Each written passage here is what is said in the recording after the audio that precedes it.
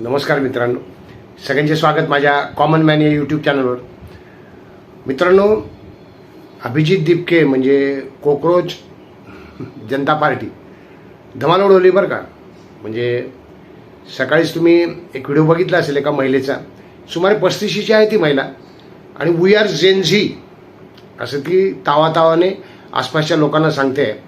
मुद्दा होता ट्रॅफिक जामचा आणि सेन्सिटिव्ह एरियातला, म्हणजे काश्मीरमधला प्रवेशाचा मार्ग, लडाखमधली घटना आहे. तिथे सुरक्षा रक्षकांनी ट्रॅफिक जाम होती, अडवला होता काही काळ रस्ता, आणि सुरक्षेच्या कारणानेच. आणि ती महिलाच म्हणूयात आपण, पण ती स्वतःला जेनजी म्हणते, चांगली गोष्ट आहे. ती महिला वाद घालत होती आणि आम्ही टॅक्स भरतो, टॅक्स पेअर असतो आणि वी आर जेनजी दमच दिला एक प्रकारे. त्याच्यावर ओमर अब्दुल्लांनी छान टोमणा मारलाय. हल्लीची युवा पिढी जानता नाही मेरा बाप कोण आहे असा जेनजी म्हणजे एक परवलीचा मंत्र बनलाय की काय, अशा आशयाचं वाक्य ओमर अब्दुल्लांनी म्हटलंय. आणि तसंच आहे बरं का. मग इतक्यात तुम्ही अनेक या 2 दिवसात व्हिडिओ बघितले असतील, छोट्या छोट्या क्लिप्स बघितले असतील की अभिजित दिपके एखाद्या निरीक्षकाच्या आयुर्भावात शाळा तपासणी करत आहेत. त्यांच्याकडे काय काय अटी पाहिजेत, पूर्तता काय काय आहे याची यादी आहे आणि त्याच्यावर टिक करतायत. नम्रतेने शिक्षक किंवा तिथले अधिकारी उभे आहेत, विद्यार्थ्यांना काही प्रश्न विचारतायत, आहे की नाही. हे व्हायला पाहिजे होतं पूर्वी. म्हणजे या मुद्द्यासाठी मी अभिजित दिपके यांच्यासोबत आहे की जे त्यांनी शाळांचा मुद्दा घेतला आहे.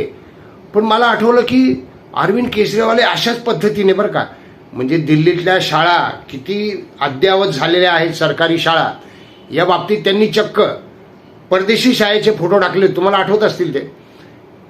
आणि आता अभिजित दिपके त्याच पद्धतीने म्हणजे शाळा दुरुस्ती आम्ही करतो आहोत, किंवा आम्ही तरुणांनी पुढाकार घेतला, शाळेची सगळी व्यवस्था आम्ही बदलणार आहोत.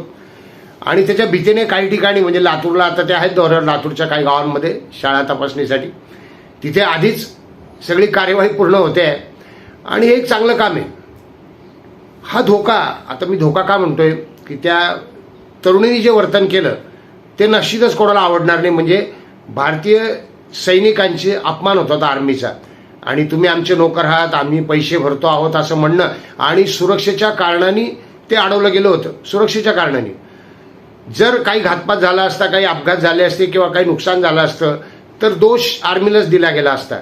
त्यामुळे आर्मीचे प्रोटोकॉल्स हे सांभाळायला हवे निश्चितच. म्हणून ओमर अब्दुल्लांनी कदाचित टोमणा मारला. तिने बोलता बोलता आर्मीच्या जवानांना असे म्हटलं की काश्मीर के लोगों के साथ ऐसा ही किया. म्हणजे तिने एक प्रकारे असं म्हटलं की आर्मीनी काश्मीरच्या लोकांवर अन्याय केलेला आहे. धोका, ही धोक्याची घंटी सुजात आंबेडकर यांनी आधीच ओळखली होती. तुम्हाला घटना माहिती असेल, जेव्हा अभिजित दिपके विमानतळावर आले, प्रथम अमेरिकेतून बोस्टनहून आले आणि विमानतळावर उतरले, तेव्हा त्यांच्या हातामध्ये माय ऑटोबायोग्राफी, डॉक्टर बाबासाहेब आंबेडकर यांचं आत्मचरित्र होतं. आणि ते आत्मचरित्र उंचावून धरलं त्यांनी. मग जय भीम देखील केलेला आहे, जाहीर केलं आहे की मी आंदोलनाकरता आलेलो आहे. त्या पुढचा घटनाक्रम मी वेगळा सांगायची गरज नाही. पण त्यावर सुजात आंबेडकर म्हणाले होते की त्यांनी जरी हातामध्ये निळा झेंडा धरला असेल तरी आम्हाला तो लाल दिसतो आहे. म्हणजे धोक्याची घंटा. सुजात आंबेडकर म्हटले होते की ते जे आत्मचरित्र आहे, बाबासाहेबांनी प्रत्यक्ष कधीच स्वतःचं आत्मचरित्र लिहिलेलं नाही. आणि अभिजित दिपकेच्या हातात आहे ते RSSच्या डायमंड प्रकाशनचं आत्मचरित्र आहे. म्हणजे त्यांनी शंका व्यक्त केली होती की, अर्थात ही शंका खरी खोटी माहीत नाही, की अभिजित दिपके RSSच्या विचारांचा माणूस आहे असं काही दिसलेलं नाही आहे. पण धोक्याची घंटा म्हणजे अभिजित दिपके भारतात आल्यानंतर काय काय घडू शकते याचा कदाचित अंदाज होता. आणि मी कालच्या व्हिडिओत पण म्हटलंय की सगळ्यात जास्ती धोका त्यांनी जय भीम म्हटलं तेव्हा, म्हणजे जय भीम याचा अर्थ त्यांनी जाहीर केलं. त्यांनी एका मुलाखतीत बोलताना त्यावेळी आंदोलनाच्या म्हटले पण होते की मी नवबौद्ध आहे, जय भीम आहे, मी BJPचा मतदार नाही, अशा आशयाचं म्हटले होते. नसतील BJPचं असं काही नाही आहे. अभिजित दिपके म्हणजे द्यायला पाहिजे BJPला असंही कोणाचं काही म्हणणं नाही आहे. पण कोणाचा मतदार आहे तर उघड आहे, त्यांनी आपचा प्रचार आधी केला होता आणि आपचा मतदार आहे, आणि आता सुद्धा तेच चाललंय असं माझं म्हणणं आहे. सुजात आंबेडकरांनी धोक्याची घंटा का ओळखली होती हे सांगतोय, कारण आता महाराष्ट्रात सांगतो मी, तरुण नेतृत्व कोणाचं आहे, तरुण नेतृत्व, तरुण तडफदार, म्हणजे ज्याला जेनजी म्हणता येईल असं नेतृत्व त्या वयोगटातलं सुजात आंबेडकर एक आहेत.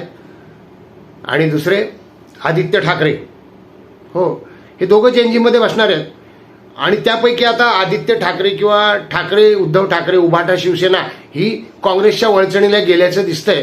कारण आता 22-23ला जो कार्यक्रम आहे पुण्यामध्ये छात्रांसाठी खास, म्हणजे काँग्रेसच्या ज्या सरकारी, काँग्रेसच्या नेत्यांच्या सरकारी शाळा आहेत त्या शाळांमधल्या, कॉलेजमधल्या विद्यार्थ्यांसाठी नेत्यांच्या तो कार्यक्रम आहे. जेनजीसाठीच एक प्रकारे, म्हणजे 60% मतदार असणारे तरुण हे आपल्या पक्षाकडे कसे येतील यासाठी ही सगळी धडपड सुरू आहे. अर्थात त्यातून काही विधायक कार्य होत असेल तर कोणालाही आनंदच आहे, जसं शाळा तपासणी सुरू केलं. पण हे मतदार कुठले आहेत, कोणाचे आहेत? म्हणजे आता सुजात आंबेडकर यांना देखील आदित्य ठाकरे उतरलेच. सुजात आंबेडकर आधीपासूनच चळवळीत कामाला आहेत. सम्यक विद्यार्थी आंदोलनातर्फे ते मार्फत चळवळी करताहेत, वेगळ्या प्रकारच्या प्रश्नांना भिडत आहेत. पण असे प्रश्न जे अभिजित दिपके सारखे उचलले जात आहेत ते अगदी जवळचे आहेत सर्वसामान्यांच्या. अन्यायाविरोधात लढण्यासाठी सम्यक विद्यार्थी आंदोलन आहे. पण आता सुजात आंबेडकरांना अधिक प्रयत्न करावे लागणार आहेत. आपला मतदार, वंचितचा मतदार जर सांभाळायचा असेल तर अधिक प्रयत्न करावे लागणार आहेत. आदित्य ठाकरे काँग्रेसकडे जातील राहुल गांधींसोबत. राहुल गांधी स्वतःला जेनजी समजायला लागलेत. तुम्ही बघितलं असेल की त्यांनी एकदम वेगळ्या प्रकारचा गुलाबी शर्ट घालून आत्ता मागच्या वेळी त्यांनी विद्यार्थ्यांशी संवाद साधला होता. त्याचप्रमाणे ज्या जेनजींनी आंदोलनामध्ये शिवीगाळ केली असंच म्हणूया आपण एक प्रकारे, किंवा आंदोलनामध्ये काहीतरी असं कृत्य केलं की जनतेचं लक्ष वेधून घेतलं, त्या मुलींशी देखील चर्चा केली वेगळं त्यांना बोलून राहुल गांधींनी. म्हणजे आता तरुण नेतृत्वाची अपेक्षा जनता करते आहे काय? बरोबर आहे, तरुण नेतृत्वाची अपेक्षा असणारच आहे. सुजात आंबेडकर सुसंस्कृत आहेत आणि ते चळवळीत आहेत, आधीपासून आहेत. अभिजित दिपकेच्या आधीपासून आहेत, आदित्य ठाकरेंच्या देखील आधीपासून आहेत. तर नक्कीच सुजात आंबेडकरांनी आता वेगळ्या पद्धतीने, मी एक सुचवीन आंदोलन कोणतं करायचं ते, खड्ड्यांविरोधात आंदोलन ते मोठं करू शकतात सम्यक विद्यार्थी संघटनेतर्फे.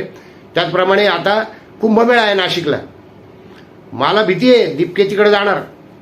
तिथं ज्या पद्धतीने कुंभमेळ्यासाठी जे रस्ते खोदून ठेवलेले आहेत, तिथे जे काही रस्त्याच्या सगळ्या घोळ सुरू आहे, ट्रॅफिक जाम आहे, काही मृत्यू देखील झालेत खड्ड्यात पडून, मग जंगलतोड वगैरे झाली. आता कुंभमेळा हा एक धार्मिक उत्सव आहे आणि तो होणारच आहे, त्याला कोणी नाकारू शकत नाही.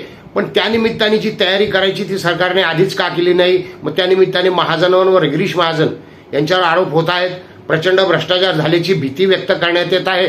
तर अभिजित दिपकेंची नजर तिकडे जायच्या आत, अभिजित दिपके यांनी तिकडे वळायच्या आत जर सुजात आंबेडकर यांनी अशा पद्धतीचे काही तरुणांना जवळचे वाटणारे नागरिकांच्या जिव्हाळ्याचे आंदोलन सुरू केले तर आहे बचाव. वंचित बहुजन आघाडी म्हणा किंवा इतर छोटे मोठे पक्ष संघटना म्हणा, यांचा काँग्रेसला ती भीती होती म्हणून राहुल गांधींनी आता तरुणांचाच कार्यक्रम हाती घेतला आहे.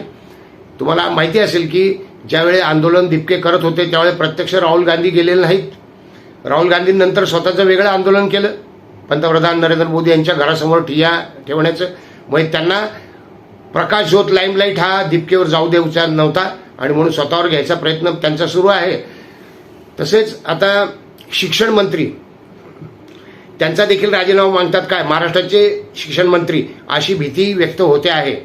जर शिक्षण व्यवस्थेमधल्या शाळा सगळ्यात महत्त्वाच्या आहेत आणि प्राथमिक शाळा, तिथली साफसफाई, तिथली स्वच्छता म्हणा किंवा तिथल्या सोयी सुविधा या चांगल्या होत आहेत याकडं भर देत आहेत अभिजित दिपके. त्यांच्या भीतीने होत आहेत, चांगली गोष्ट आहे.